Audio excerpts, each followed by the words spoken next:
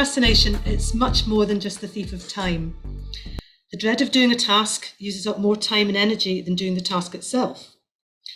That's a quote from Rita Emmett. Studies suggest that procrastination chronically affects 15 to 20% of adults, and that approximately 25% of adults consider procrastination to be a defining personality trait for them. I think Beverly might be more able to carry on that part of the discussion there. So for some people, procrastination is much more than just a bad habit. It's a sign of a serious underlying health issue. For example, ADHD or OCD, anxiety and depression are all associated with procrastination too. Research suggests that procrastination could be a cause of serious stress and illness. So if you suffer from chronic or debilitating procrastination, one of these conditions could be to blame, and you should seek the advice of a trained professional. It's the habit of delaying an important task by focusing on less urgent, more enjoyable and easier activities instead. It is different from laziness, which is the unwillingness to act. It's the act of unnecessarily postponing decisions or actions.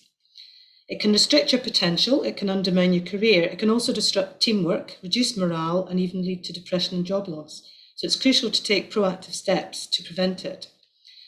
So the first step to overcoming it is to recognise you're doing it, and then identify the reasons behind your behaviour and use appropriate strategies to manage and overcome it.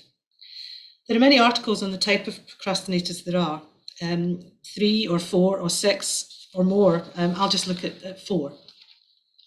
The first one is the performer. The performer is one who works well under pressure, shrinks the time available to tackle the task, the 11th hour saver, the crammer. The biggest challenge for that person is getting started. The solution is to set a start date, very simple, and then contact the VA. The second one is the self-deprecator. Just so lazy just now. Actually, the opposite is true. They are tired, they're working too hard. So the biggest challenge for them is taking a break. The solution is recharging, and then contact the VA. The third one is the overbooker. I'm just so busy. Actually, some of us would say if you want something done, you pick somebody who's busy. But when the busyness comes up as an excuse, it is in fact avoidance. Biggest challenge is creating chaos to avoid facing what you know you need to face now. The solution is some introspection. What is it I'm actually avoiding? And lastly, the novelty seeker, the shiny object syndrome, just another project, another trend, great at making decisions and taking action, but don't take consistent action in one direction long enough to see the results. Entrepreneurs, question mark? Biggest challenge is completion. Solution, make it stick. Literally put the idea on a post-it sticker for later. Other sticky notes are available. Or in an ideas notebook. But don't pursue until you've finished what you're working on. But you can always contact a VA. Is it anxiety about getting it perfect? Getting it done is often more important than getting it perfect.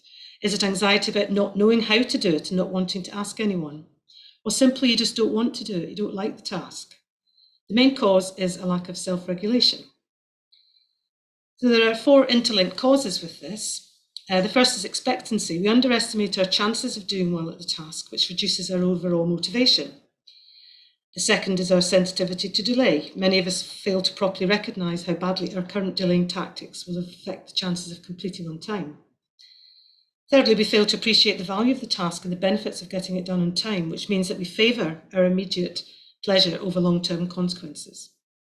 We lack the basic metacognition, the self-awareness and capacity to think analytically about our own thinking, which would allow us to identify the ways we might resist these behaviours and put ourselves back on track.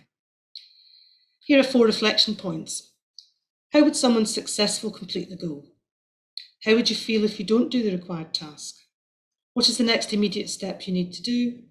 And if you could do one thing to achieve the goal on time, what would it be? That's all quite heavy stuff, but on a lighter note, in Brian Tracy's book, Eat That Frog, it focuses on the ability to concentrate single-mindedly on your most important task and finish it completely. Lock in your muscle training, brain muscle, so decision, discipline, determination. So you need to do things differently. You need to keep on doing what you do. Or if you keep doing what you do, you keep on doing what you get, and you'll never get caught up. Think differently. Get yourself a positive addiction to the endorphins of finishing tasks. Get your willpower into shape. The prefrontal cortex, the rational part, not the emotional part, the willpower, train that part. Get into daily habits. Exercise. Star jumps if you have to every morning. Whatever you can do, this will boost your willpower. Then you may in turn get stronger willpower in your work. Brian Tracy says the first rule of frog eating is, to quote his inspiration Mark Twain, if you have 2 frogs, eat the biggest one first. I do need to challenge the grammar on that, because it would be eat the bigger one first, but hey. The second rule, if you have to eat a live frog, it doesn't pay to sit and look at it for very long. Do it right away, don't leave it half eaten. It is the most difficult, the most time consuming. If the most important one, it should be done first. It can be messy, but not eating it can be messier. And remember that 20% of your activities account for 80% of your results. But firstly, you need to decide what is a frog and what is not a frog, and to consider the consequences of not eating the frog or frogs on our plates. But don't set artificial deadlines. It puts pressure in a positive way. Not giving yourself enough real time is a deadly game. So the main types of procrastination, there are mild, average, and severe procrastination. So the difference is how severe it is based on 2 main factors. How much the person procrastinates in terms of how often they postpone things and for how long, how negatively the person's procrastination affects them, for example, in terms of whether it causes them to miss deadlines and whether it causes them to experience stress. Accordingly, a mild procrastinator will generally be someone who procrastinates only rarely and who isn't strongly affected by the procrastination, whereas a severe procrastinator will generally be someone who procrastinates often and who is strongly affected by it. There's acute and chronic procrastination. The difference between acute and chronic is that acute is confined to a short period of time, whereas chronic procrastination persists in the long term. For example, a student who is an acute procrastinator might procrastinate only when it comes to single assignments that they're anxious about, whereas a student who is chronic procrastinator might do on all the assignments that they get through in their academic year and career. Someone who procrastinates for only a week will generally be categorised as an acute procrastinator, whereas somebody who procrastinates for many years will generally be categorised as a chronic one.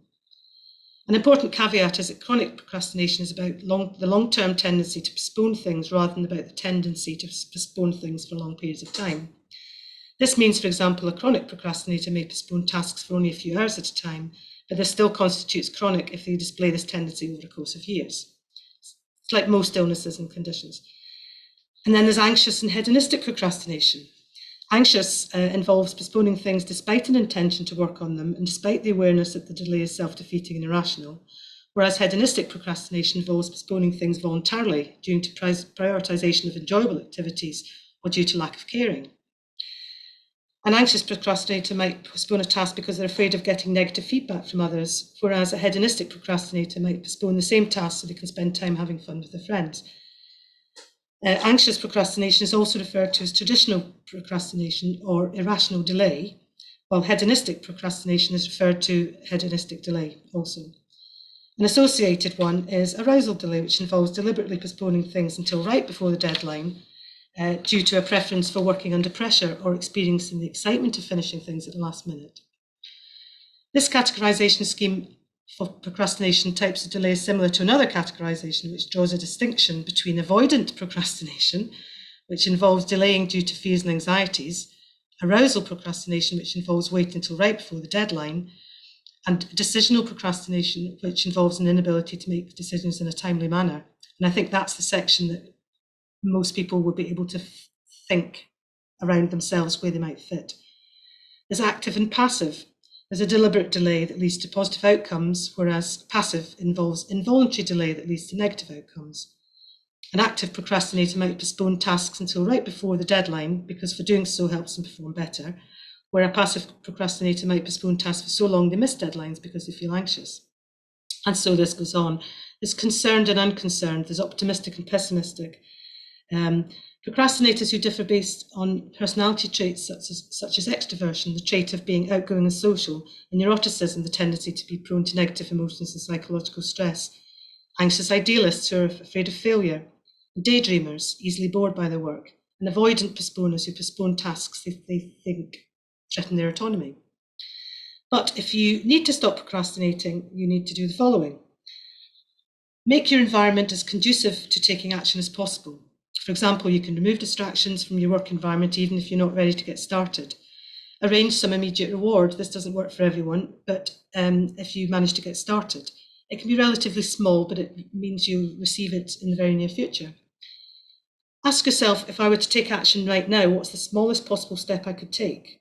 And then tell yourself it's okay just to get started on that tiny step and do it, even if it's not perfect.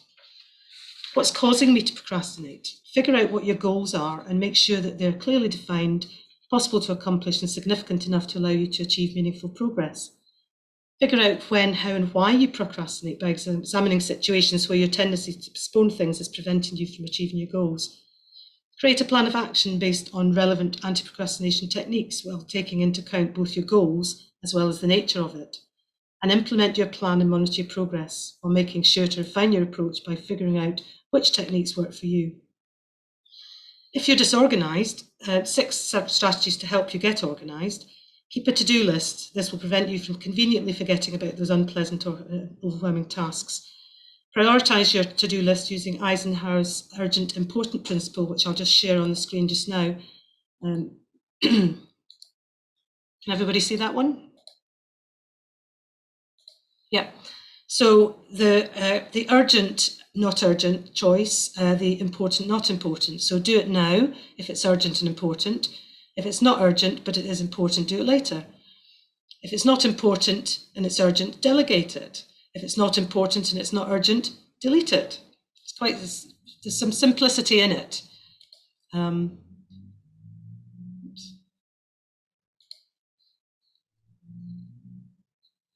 Become a master of scheduling and project planning. There's lots of software on the market where you can pick up things which help you to actually summarize everything and put it in the right order.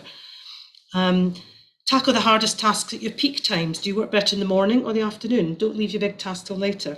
Get them done. If you're really an early riser, do them first. Set yourself time-bound goals. Setting yourself deadlines to complete tasks will keep you on track. And use apps, Trello, Toggle, and even the Pomodoro, setting up a clock and having 5-minute intervals at the end within each half hour. If you're prone to delaying projects because you find them overwhelming, try breaking them down to more manageable chunks.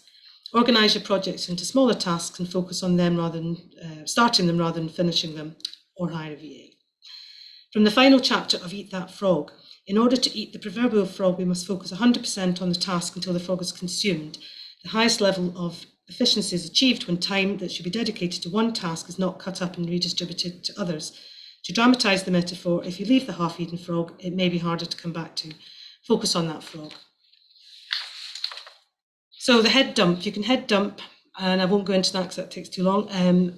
Everything out, that's everything in your head out. Domestic, social, business. Then you can have space in your mind to start to make some sense of the mess. By highest priority, which gives you most stress or unhappiness? What would you get rid of if you could? It's a big part of the topic, so happy to catch up with anybody on a one-to-one after if they want to look at that. So recognising you're procrastinating. If you fill your day with low priority tasks that you are ticking off, that's one of the ways. If you leave an item on your to-do list for a long, long time, even though it's important. If you read emails several times over and over without making a decision on what to do with them. If you start a high priority task and then go off to make a coffee. If you fill your time with unimportant tasks that other people ask you to do instead of getting on with the important tasks already on your list. So there's an element of being able to say no as well. That's a whole new discussion point as well. If you wait to be in the right mood or wait for the right time to tackle a task. Work out why. Are you avoiding it because you find it boring or unpleasant? Take steps to get rid of it quickly so you can focus on the aspects of the job you find more enjoyable. So the poor organisation can lead to procrastination. Organised people successfully overcome it because they use prioritised lists and create effective schedules and tools. Even if you're organised, you can still feel overwhelmed by a task. Perhaps you have doubts about your ability and you're worried about failing. So you put it off. Some people fear success as much as failure. They think that success will lead them to be overwhelmed afterwards, request to take on more tasks. Surprisingly, perfectionists are often procrastinators. Often they'd rather avoid doing a task that they don't feel they have the skills to do rather than do it imperfectly. Another maze of cause is poor decision making. If you can't decide what to do, you'll put off the activity or the decision in case you decide the wrong thing. So as I said before, it's a habit, deeply ingrained pattern of behaviour. You probably can't break it overnight. So try as many of the strategies as you can. Forgive yourself first, because the self-forgiveness can help you feel more positive about yourself and reduce the likelihood of it in the future. Avoid a perfectionist mindset. Commit to the task, focus on the doing, not the avoiding. Write down the tasks you need to complete and specify a time. This will help you to proactively tackle your work with concrete deadlines. But visualise your future self, visualise yourself in a controlled way. Promise yourself a reward. If you complete a difficult task on time, do reward yourself with some sort of treat, whatever that treat is to you, and make sure you notice how good it feels to finish things. Ask someone to check up on you, an accountability buddy. Count to 10 before indulging the impulse to procrastinate, that settling your head. Commit to 5 minutes work only to get yourself started. Once you've started, your 5 minutes becomes 10 minutes, you can carry on. But break things into small, actionable pieces. Act as you go. Don't let them build up. Delegate or outsource it if it really is winking at you. And rephrase your internal dialogue. Need to and have to, for example, imply that you have no choice in what you do. This can make you disempowered and might even result in self-sabotage, as was said earlier. However, saying I choose to implies that you own a project and you can make you feel more control of your workload. Minimising the distractions, as said before, and aim to eat a frog first thing every day. Get those tasks that you find least pleasant out of the way early. That'll give you the rest of the day to concentrate on the work that you find more enjoyable. Or hire a deguddling VA to help you along the way. My advice, never to do tomorrow what you can do today. Procrastination is the thief of time. Call a hymn. Charles Dickens and David Copperfield. Thank you.